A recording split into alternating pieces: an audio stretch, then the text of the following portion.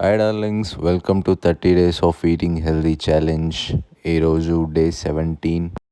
ఈరోజు బ్రేక్ఫాస్ట్కి సింపుల్గా 2 రాగి దోశ విత్ ఒక బాయిల్డ్ ఎగ్ తినేసిన.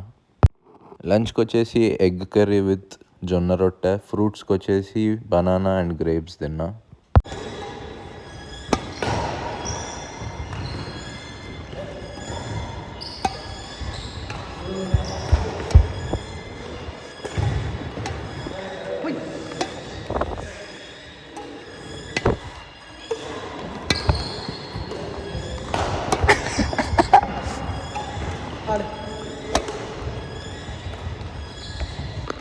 ఒక గంట బ్యాడ్మింటన్ ఆడిన తర్వాత ఇది మన పొజిషన్, మొత్తం తడిసిపోయింది.